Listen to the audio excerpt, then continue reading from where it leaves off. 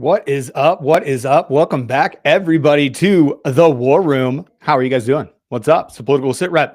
It's me. It's your boy Aaron. It's the guy, the myth, the legend in my own mind, welcoming you back to an exciting week of talking about some stuff that's going on. Everybody loves it. Everybody knows what's going on.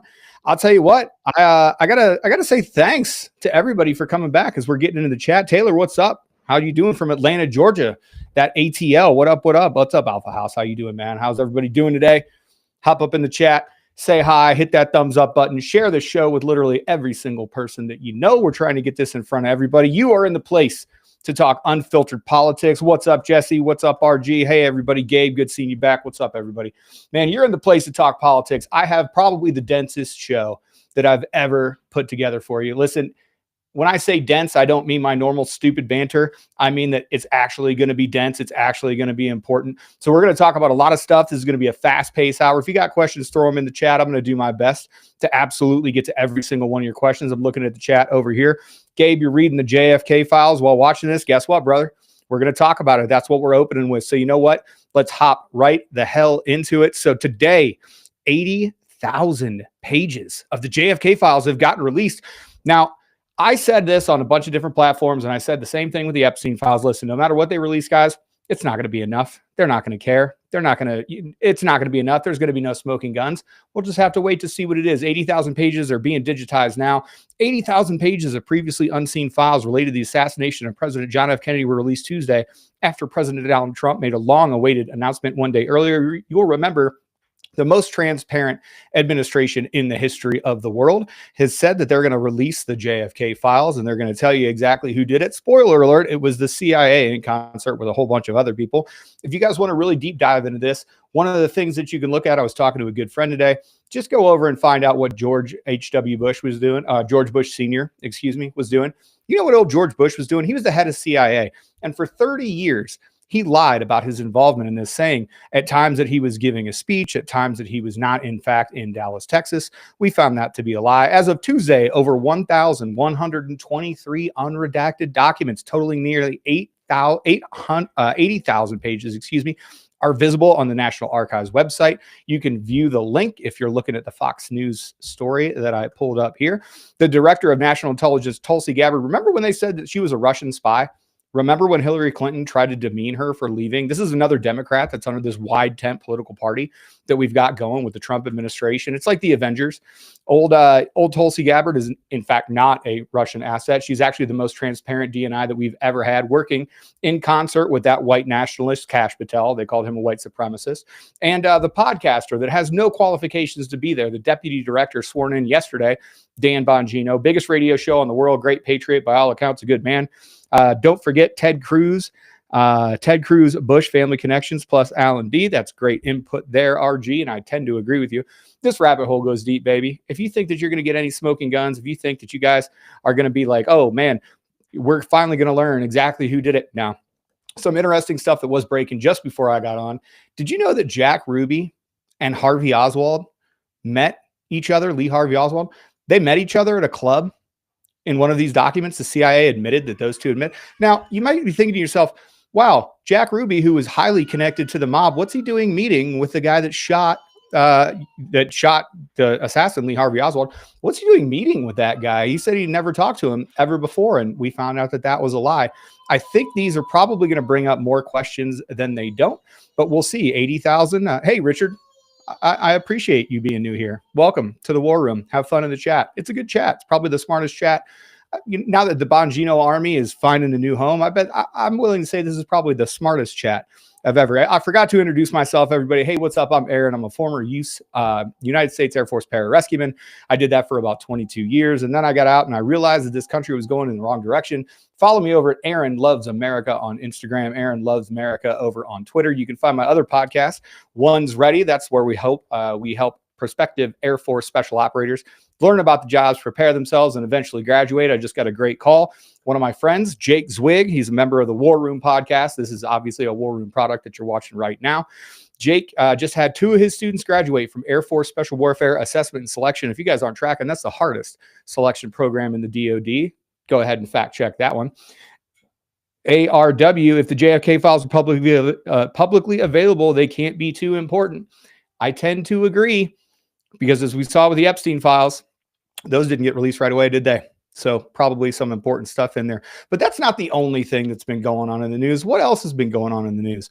Well, I'll tell you that there's a trend out there that I'm aware of, and it's not so good. So we've all been told that the left is the party of tolerance, the party of love, and the party of acceptance, except, of course, if you happen to be a conservative or if your name is Elon Musk, at which point they will try to firebomb everything that you do. The other thing that they'll do is they'll go ahead and they'll have a rise in swatting. For you guys that aren't tracking, swatting is the act of calling somebody alleging there's a violent crime going on in your house and having armed people show up at your house.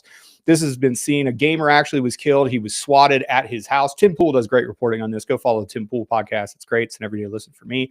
Swatting is when you call the SWAT team and have them respond to their house. A gamer was actually shot over a gaming dispute for this. The cops told him to come out, put his hands up. He did so, and they shot him for it. Well, there's been a rise. Kash Patel revealed on Friday that the agency is investigating a recent spike in swatting incidents after several conservative media figures say they were targeted. I want to address the alarming rise in swatting incident and targeting media figures, Patel wrote.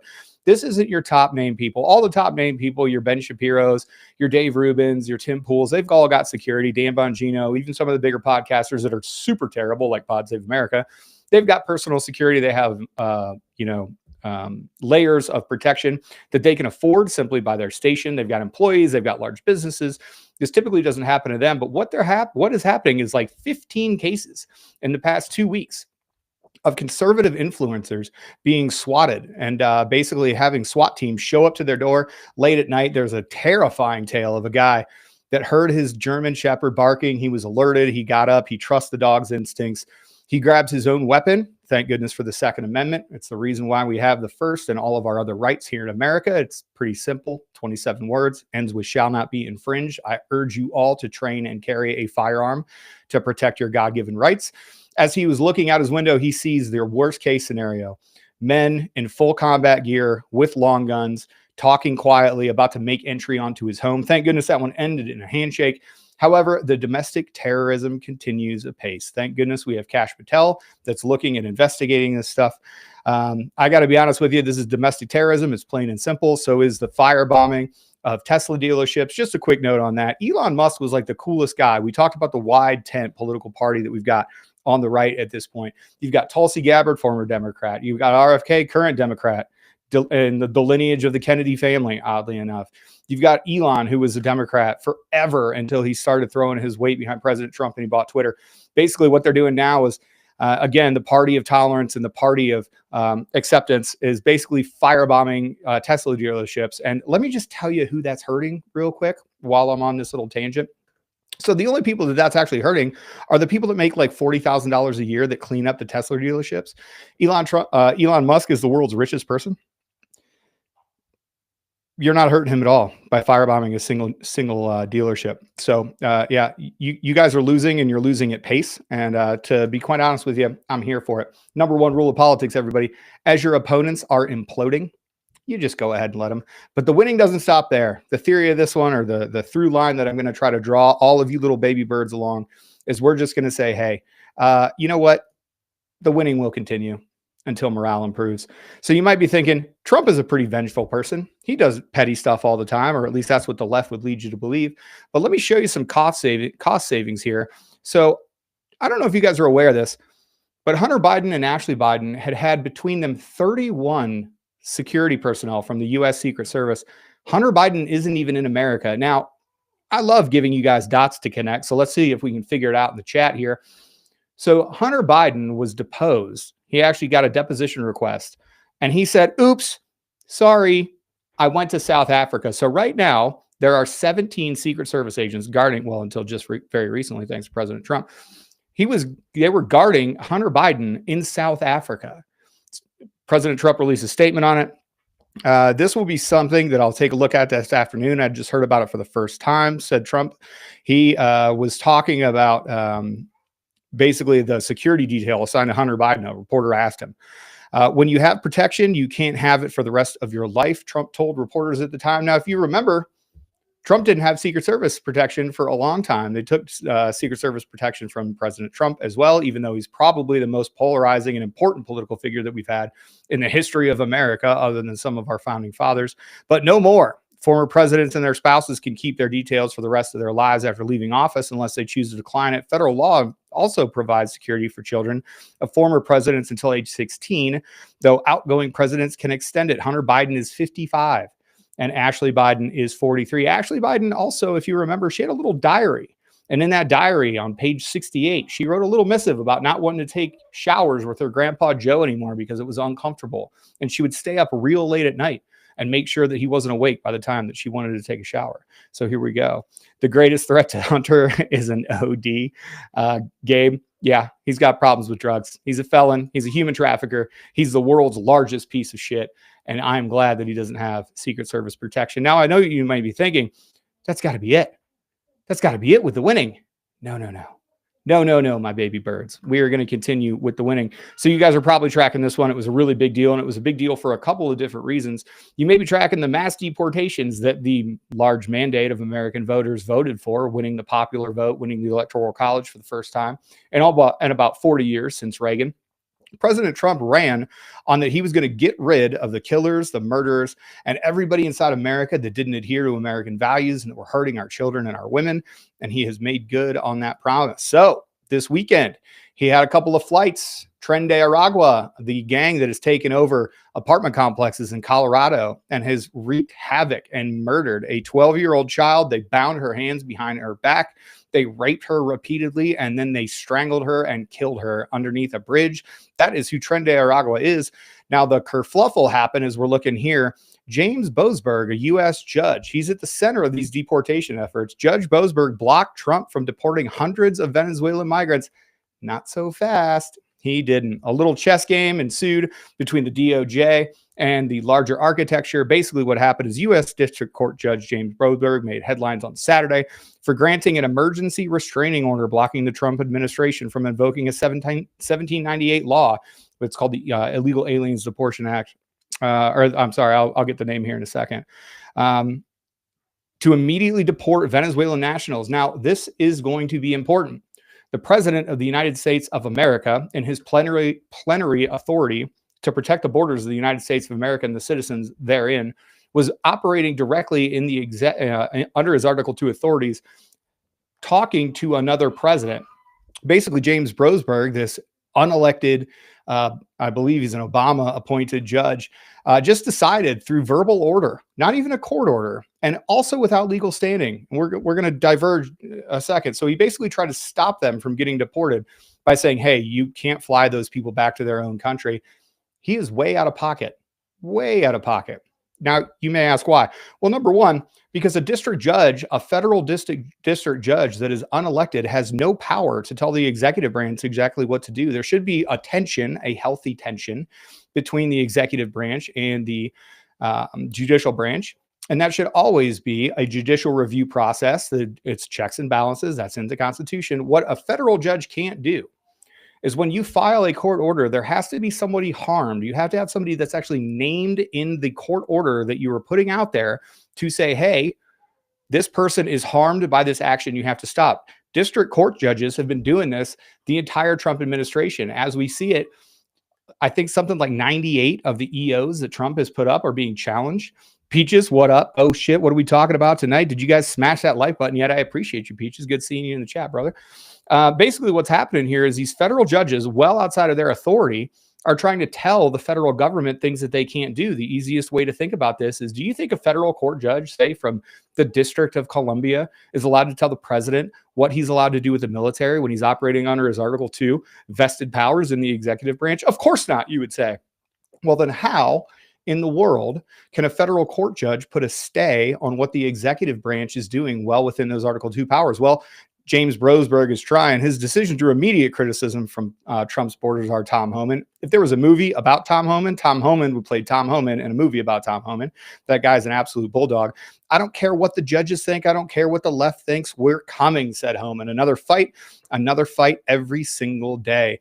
Now, here's a little background, and I would like to just, talk about this. The DOJ insists that El Salvador deportation flights didn't violate the court order for a number of reasons. Number one, it had no legal standing. Number two, it was a verbal order that wasn't documented in the court records.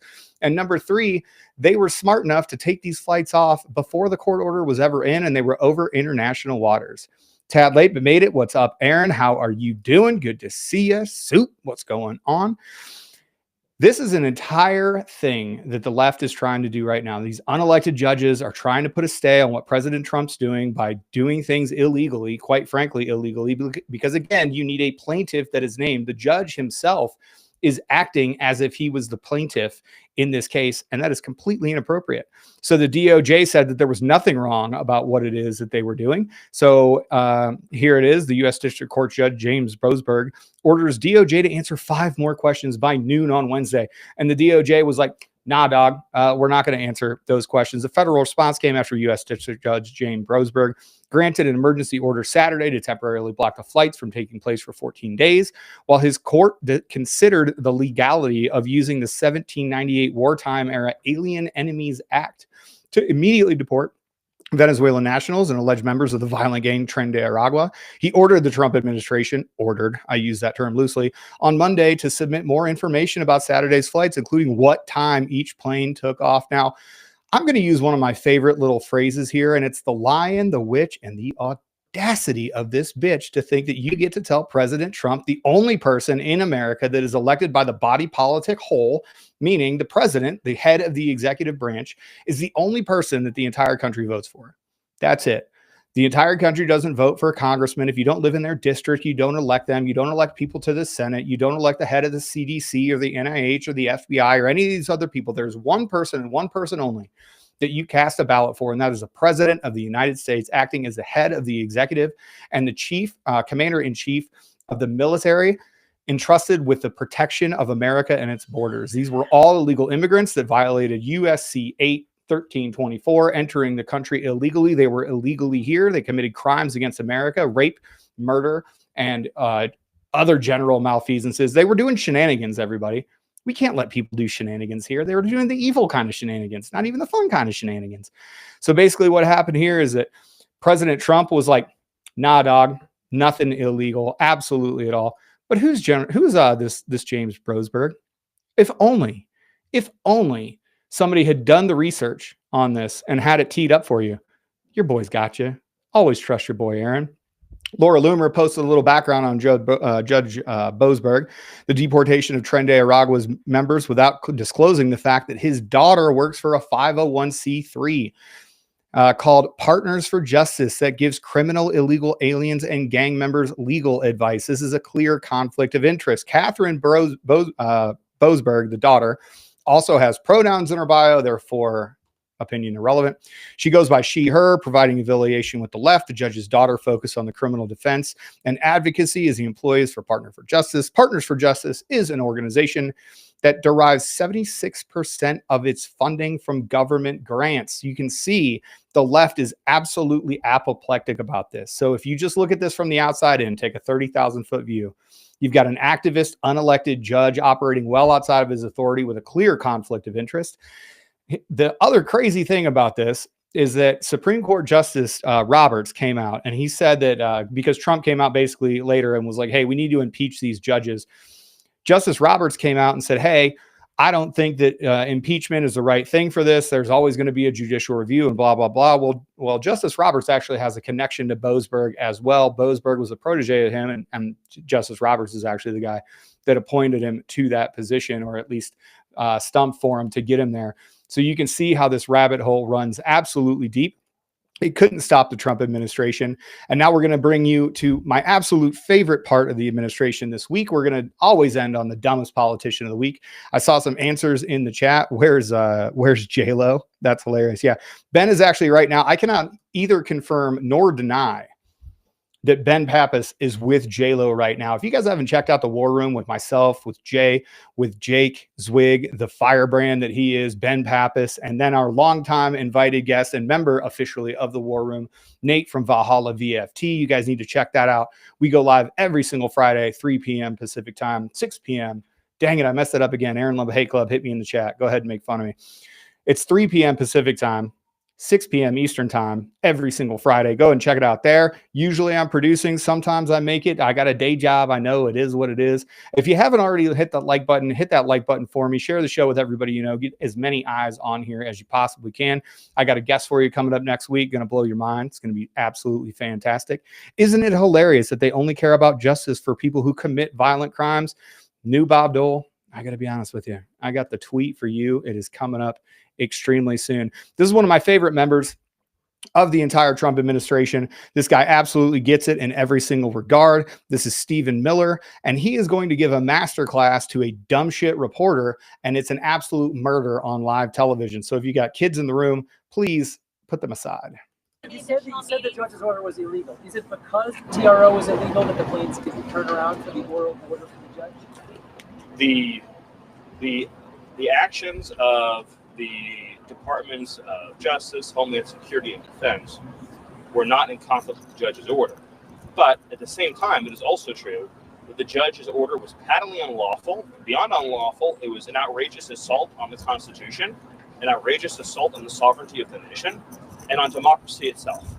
The American people elected a president on an explicit promise. By the way, for those of you who followed the campaign, how many times was the Alien Enemies Act discussed in the campaign, right? Is one of you unaware of this? Not one of you is, right? This was discussed extensively in the campaign, going back even to the primary, right? On Agenda 47, walking through the use of the Alien Enemies Act. The American people voted for the specific action to occur, and it has occurred, and it is occurring, and it will continue to occur. And the idea that a single district court judge has the authority to direct, as though they were the president, the movement of airplanes around the globe is, again, it is the most outrageous thing I've seen from a district court judge in my lifetime, but frankly, going back multiple lifetimes. So to that point, yes. Does the president believe that he needs the Enemies Act to successfully? Yeah, because it's an invasion. Yeah, everybody, that's what it is. Array of authorities to remove illegal aliens. The Alien Enemies Act provides particular and additional authorities to achieve these removals as quickly and as expeditiously as possible. But most importantly, it allows it to occur in a way that ensures the lowest level of risk for the American people, the least possibility of individuals absconding, escaping, or otherwise frustrating their removal. Stephen Miller is an absolute savage. That was a hate crime, not because it was an actual hate crime, but because everybody there hated it. Stephen Miller has such fuck around and find out energy every time he talks to them. He's constantly giving people civics lessons. He is my favorite guy in the administration, not named Carolyn Levitt. Carolyn Levitt is my absolute favorite savage. She is a killer. She absolutely just owns people to their face. And, new Bob Dole, this one is for you and for you specifically. Josh Holmes had a great tweet. Somehow Democrats are now arguing in favor of foreign terrorist gangs to remain in the United States because of judicial review, Hamas supporters remaining with visas for the First Amendment processes, and men playing in women's sports because of equality. What a time to be alive. You can see this all throughout the left as they're putting out everything that they possibly can to discredit this administration, to stop President Trump from doing what the exact thing it was that we elected him to do. This is a part and parcel of what it is that the American public writ large mandated to President Trump to see out of these things. And if we go all the way back to the beginning of the show, we want the JFK files. We still want the Epstein files. We want the MLK files. We want transparency in government. We want a government so small that it never interferes with your life and you don't have to fund it. That's the one of the cornerstones of conservative values and what this country was made from. This Constitution that's sitting over my right shoulder here, it's not just a bunch of words on a paper. It's a restrictive document given to the government for what they can't do. It's why the Bill of Rights, when you couple the Constitution and the Bill of Rights together, you get the golden apple inside of the silver frame. That is not what you're allowed to do, everybody. The president isn't just allowed to protect you from violent criminals that have taken over apartment complexes and killed and raped our women and children. He is beholden to the Constitution. He owes that to you. Everything in those documents is meant to restrict what the government can do.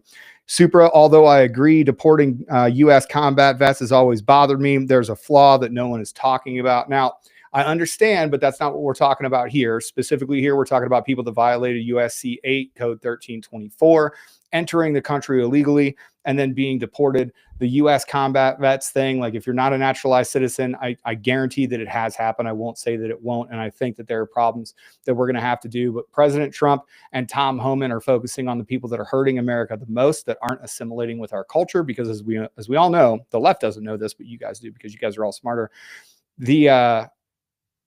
I completely lost my train of thought because I was looking at Supra. She said ironclad. Supra, I think you're right. Basically the bottom line of this is like, we're protecting America. We're putting America first. President Trump was acting inside of his Article 2 powers. Those are unimpeachable. And I got to be honest with you, these court judges, these rogue judges, they got to go. Impeachment might not be right. Impeachment might not be the way to go. President Trump speaks hyperbolically on these things, but President Trump, in and of himself, he absolutely puts America first. And you know what he won't even do? He won't even stop his golf round if he needs to murk some terrorists. This is probably my favorite post that happened over the last week. This is President Trump. You see, he's got this picture goes so fucking hard. President Trump was on the golf course, and at the turn, they were like, hey, we got some ISIS leaders that we're going to need to schwack. And President Trump was like, hold my hot dog. I just picture RFK golfing with him, and President Trump is about to just throw to glizzy. He's got a whole bunch of stuff on there. There's probably red dye and the Diet Coke that he's drinking, all but bad stuff. And RFK's like, you got to stop drinking that. But Trump's like, hold on. I've got to go conduct a drone strike. Literally on the turn, look at this guy in his Trump hat, just calmly watching as the leaders of ISIS, you can see him watching the footage there in the background. Imagine getting absolutely fucking smoked by a guy wearing a hat that he signed himself. Imagine your dying moments as your car explodes. It's just somewhere, that President Trump is shooting the round of his life, and he took a slight break to just go ahead and hand you your ass. I am here for it. I am not an interventionalist by any means. I do think that we need to protect American interests. We're going to talk about how we're doing that against Iran and the Houthis and shipping lanes here in just 1 second. I don't want any more former wars or, proxy wars or all this stuff overseas. And if you guys watch the War Room when we go live on Friday, you'll see a bunch of combat veterans that actually have a very non-interventionalist sort of thing. Ben, who's in the chat here, Ben loves to talk about emerging threats and how we need to project power and force, but he does so because he's actually been to war. There's a good quote that says, the warrior himself prays for peace because he bears the scars and marks of war. That's always true. If you've actually deployed and had to fight for this nation, you have a very different view. You're not so cavalier when you're talking about bombing everybody. But you know what? Sometimes people need bombed.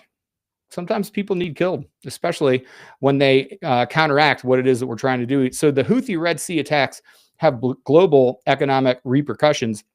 If you guys weren't tracking, the Houthis have been basically owning a lot of the shipping lanes inside of the Gulf of Aden. The Hormuz Strait is another big one. Basically, for the last 2 years, shipping vessels have avoided these waters, causing you real inflation. Some estimates from 0.7 to 1 full percentage point of inflation can be attributed to the fact that these shipping lanes are not protected by basically the U.S. Navy. If it wasn't for the U.S. Navy, we wouldn't have free and fair trade. Jay has a great video on Green Beret Chronicles where he says, get rid of the Navy. Jay and I diverge on that topic. I think that you need American strength and power, making sure the shipping lanes stay open. The Houthi attacks in the Red Sea present a new phenomenon in geoeconomic conflict. Non-state actor using asymmetric warfare, not just to fight conventional armed forces, but also to impose targeted economic sanctions by selectively attacking international shipping. The Houthis have made this leap by combining two factors: inexpensive and high-tech weaponry that can threaten, even sink, ocean-going ships, and control over strategic coastal territory overlooking one of the world's busiest maritime checkpoints, the Bab al-Mandab, Mandab, hilarious, Strait. Basically what this is, are you wondering why your goods cost so much money? Are you wondering why things take so long to get to you? Have you noticed a slowdown since the beginning of COVID? It wasn't just the beginning of COVID where our supply chain was completely broken. You may remember the Evergreen disaster where that ship got stuck in the Strait of Hormuz and it caused a huge shipping delay around the world.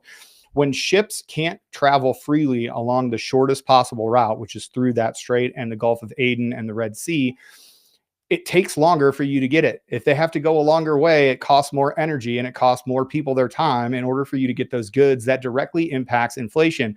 So President Trump put out a very large 2 birdies, 2 bogeys, 14 par, and 1 EKIA. Gabe, I'm going to go ahead and say it. Like, this chat is only about 30 minutes old, but I'm going to tell you straight up, man, you're my favorite person in the chat today. I think I've shared like 3 of your comments. That is probably the funniest thing that I've ever seen about this specific one. And that's saying something, because I thought the picture of Trump just overseeing something from the turn, like, hey, I'm going to take a break. 2 birdies, 2 bogeys, 14 pars, and 1 EK. It was technically 2. It was ISIS and another guy. They put out a statement. But Trump had some harsh words for Iran, which of course made everybody freak out about war with Iran. What they don't understand about President Trump, he's done this a million times before. You have a big stick. He doesn't necessarily talk softly all the time. I'm here for it. I had a great conversation with my boy Alex. What's up, 2 Reigns? He said, hey, I don't want to go to war with Iran. I was like, where are you seeing that? I was like, you know, the president threatened Iran because Iran, the Houthis are 100% funded, equipped, employed, and deployed by Iran. That's an open secret. Everybody knows it. If we went to war with Iran, it would be about 2 minutes. They don't have any air defenses that can take on any of our 4th or 5th gen fighters. We have the ability to schwack Iran whenever it is that we want.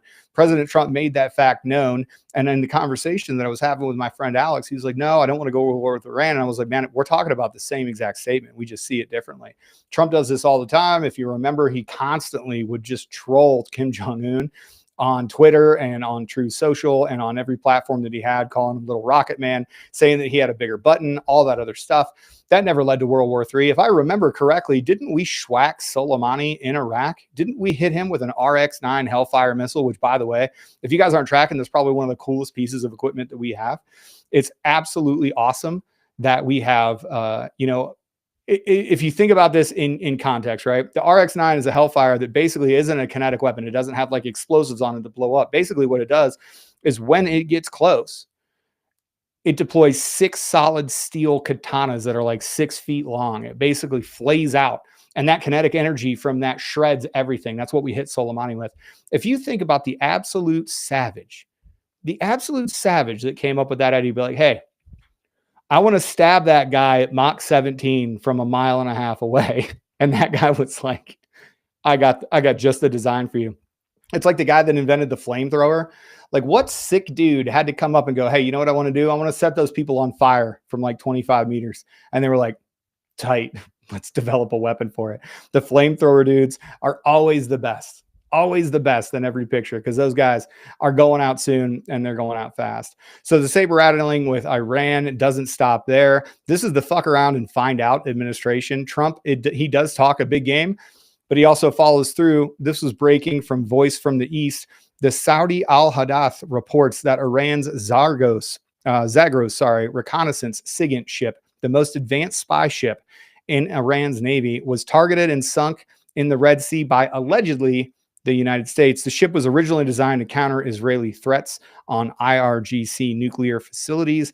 Trump was like, here, dog, here's what I'm going to do. The ceasefire in Gaza is over. We're going to schwack the top 5 leaders of Hamas, to include the president. While that's going on, I'm going to kill some Houthis, and then I'm going to kill the people that funded them by sinking their prized possession. I don't know how you cannot love this guy.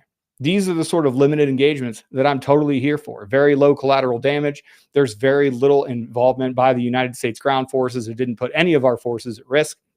And at the same time, it sends a strong message to everybody in the world. And that message is peace through strength. President Trump campaigned on this. You've heard SecDef Hegseth.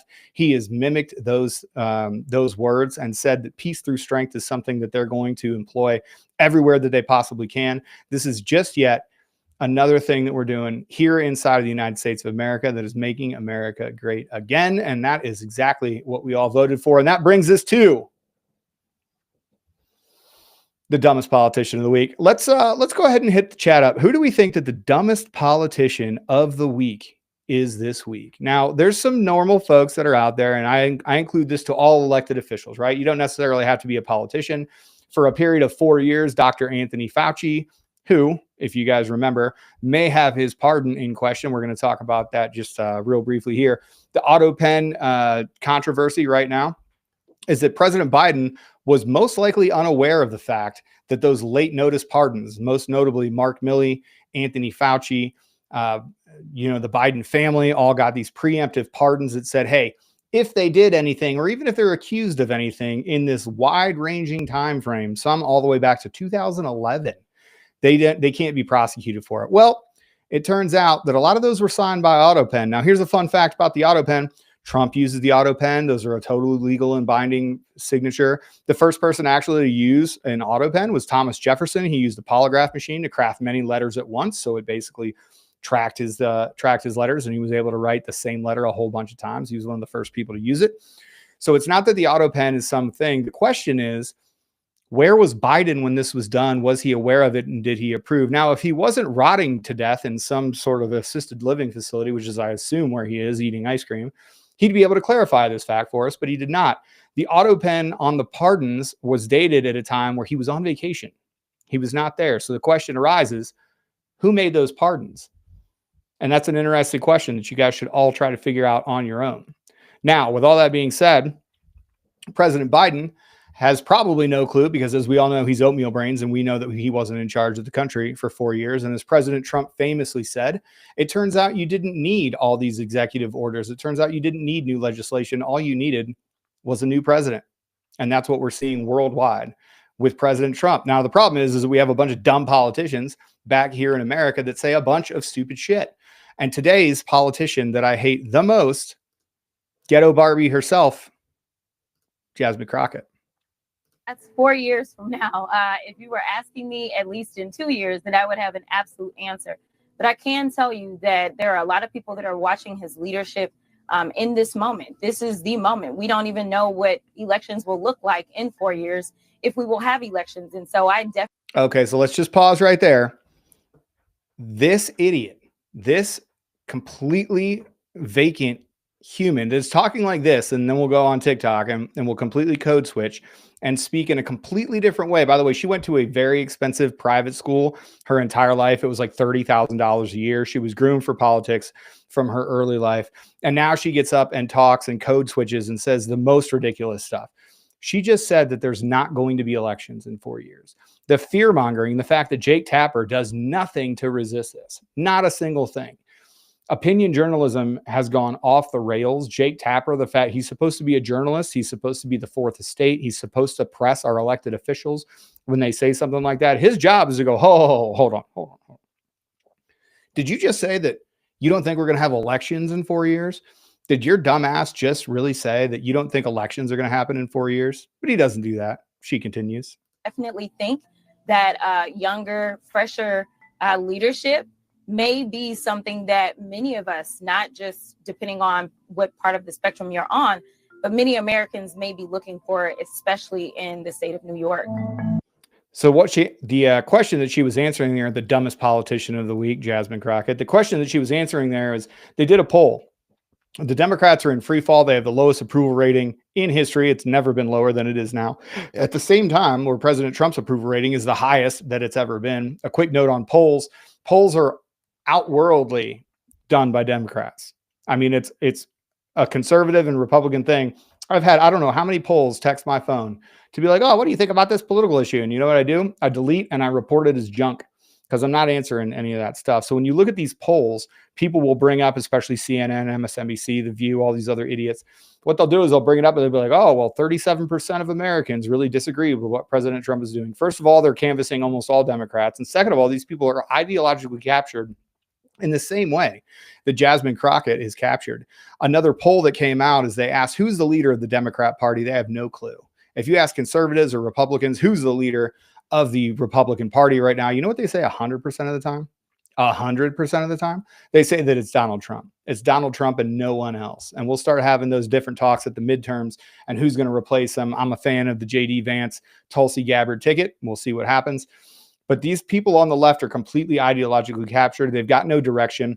And it's partially because the Democrats are offering nothing and they're doing absolutely nothing about it. A great, and I can't remember on which podcast or what thing I was listening to or what thing I read today, but imagine that there were two chefs. And the first chef looks at you and goes, hey, I'm going to come into the kitchen. I'm going to act like Gordon Ramsay. I'm going to call you an idiot, but I'm going to make you the best pasta dish that you've ever had. And you're like, well, I could do without the tough talk. I could do, but I do want that meal. So you're telling me you're going to make the best meal. You eat that meal, and it's the best meal of your life. And then there's another guy and they come and go, okay, I'm not going to do anything that the other guy's doing because I hate him, but I'm also not going to cook you dinner. That's a perfect explanation of what's going on in the Republican Party versus the Democrat Party right now. You got one chef that's going to come in, call you stupid, but he's going to make you the best meal of your life. And you just kind of got to wait for him to make dinner. Sometimes he says wild shit, but you're going to get dinner at the end of it. And that's what the Republican Party is offering. The conservative movement in America right now is like, we're going to give you fixes to these problems.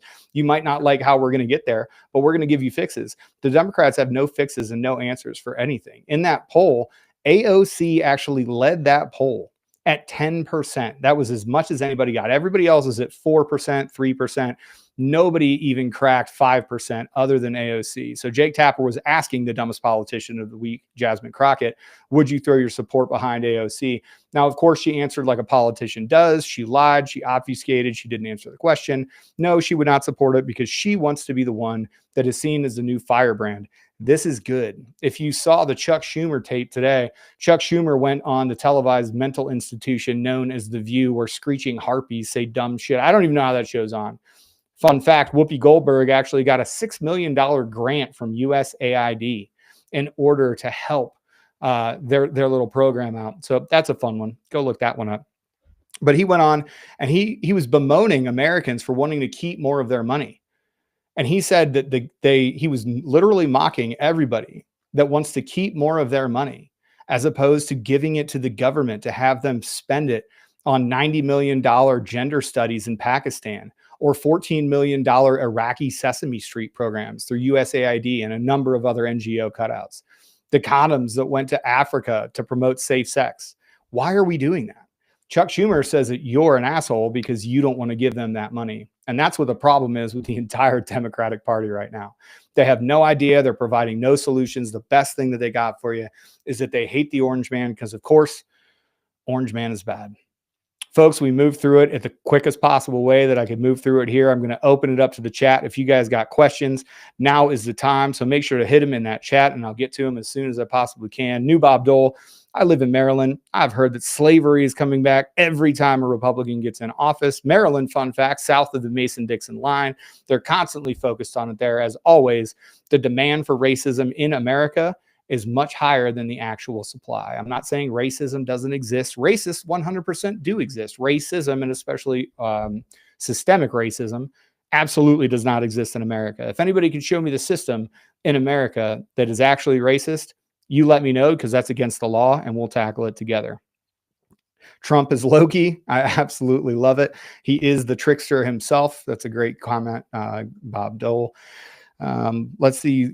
Or a building they weren't even using. Supra, that's a great comment. So basically they found multiple buildings. There was one that was supposed to have something like 1,500 people that were working in it. 47 people were showing up day to day. We're leasing hundreds of these buildings across America, all paid for by your tax dollars, that Chuck Schumer says you should feel bad about not wanting to give to this gluttonous, oversized government. Again, we should have a government so small that it never interferes in your daily life and it doesn't need you to fund it. That's a simple conservative principle. Smaller government, larger taxes in your pocket, and everybody gets what they earn. You keep what you kill inside America. Looking at the comments here, I love all of you guys. Legendary, that's as American as it gets. Talking about President Trump, you are damn right. ARW, I appreciate that. Y'all, if you don't have any questions, let's go ahead and put them in the chat right now, because we're about to lock this one up. We covered a ton of ground today, a ton of ground. We're going to do all this for you every single Tuesday as we go live at 6 p.m. here on the Political SITREP, just giving you a little update so you guys are tracking exactly what's going on. I'm going to try to give you information. I'm always going to loop it into entertainment. You can expect my favorite sound bites of the week. And of course, my most hated politician. I think Jasmine Crockett's going to be close to the top of that list forever. John Pierre, thank you for the super chat, brother. Never expected, but always appreciated. You hit the nail on the head about having no leaders and no vision. It's a rudderless ship. Young Padawan, you didn't miss it. You didn't miss it. It's going to go to the channel directly after this. We'll have it posted for you. You can find it wherever it is that you can find the War Room. Just go over to the War Room channel where you're watching it now. It'll be posted there. I appreciate you showing up. John Pierre, I appreciate that. And you're exactly correct. Remember the first rule of politics. When your opponent is self-destructing, you just stay out of the way. The Trump administration up until this point, and keep in mind, we're like 70 days, 65 days into this administration. He said he was going to give you the JFK files. He gave you the JFK files. He said he was going to give you the Epstein files. That one was a big fail. We call balls and strikes here. So I get it. You need a new cam, Aaron. You're blurry, like how Jay used to be. Well, that sucks. I'm sorry. I see that I'm blurry on here too. The cam is great, and I think I'm probably just stupid. I'm sorry. It looks great on Riverside. It'll probably produce a little bit better here in the post, but I appreciate your feedback, Supra. Thanks very much. I don't know why. That is super blurry too. I don't get it. Yeah, so what you got to do, all you have to do is just let them do it. Trump is moving fast. He's breaking things. He's not going to get things 100% correct. But if you look at every single indicator, egg prices are down. I got gas today in Las Vegas for $3.35. That's as low as it's been in recent memory. I think it's the lowest it's been in 4 years. His approval ratings are through the roof. Interest ratings are down. His trade tariff talks, now that that's cooling out, the market is rebounding nicely, and he's getting every single thing that he wants out of it. We're protecting America by protecting everybody that lives here and protecting our interests overseas. He's cutting down those threats on the shipping lane. That is going to have a very real impact. He's currently looking at the Drill Baby Drill initiative to try to get some of that precious oil, especially out of Western Canada, which I don't know if you know, but Canada sits on one of the largest oil reserves in the world. The Western Canadian region does. That's why the Keystone Pipeline was such a big deal when Joe Biden shut it down and then made it onerous on everybody that was trying to get new drilling permits. Energy is everything. When Trump starts drilling, when we start producing and we become energy independent once again, which we were during his first administration, you're going to see prices hit the floor for literally everything. Every single thing. Of course, thanks for the weekly updates, homie. Thank you, Supra. I appreciate you. Yeah, I stand Supra. She's always here and she's always crushing it. I appreciate you. But as you see those energy costs come down, energy is everything. Energy and crude oil production literally goes into all the clothes you wear, all the plastics that you consume, all the food has to get taken to you. And how is that taken to you? It's taken to you by a vehicle that uses fuel in every single case. When those energy costs come down, which is what Trump campaigned on, those prices are going to come down too. Everything is great. The left is losing their minds. The world is good. America is winning. Nature is healing. And on that note, we're going to end it for this week. Follow me over at Aaron Loves America. Make sure to follow me over at Aaron Loves America on Twitter. Don't miss the War Room weekly show. It's every Friday at 3 p.m. Pacific time, 6 p.m. Eastern time. This political sit rep will continue until you guys get sick of me, but people have been sick of me for like 5 years over at my other podcast, the One's Ready podcast. Go check that out too. Shout out to Peaches for being in the chat tonight, Supra, Gabe, Young Bob Dole, or New Bob Dole, Young Padawan, everybody that's in the chat. I really do appreciate you. We love your support. Share the show with everybody you know. Tell them to come watch and get some learning on. We appreciate you guys for everything that you need for politics, for culture, for the way that this country is going and how we are going to make America great again. Make sure that you come back here and follow us. We appreciate y'all. I love you. Have a great night. See you next time.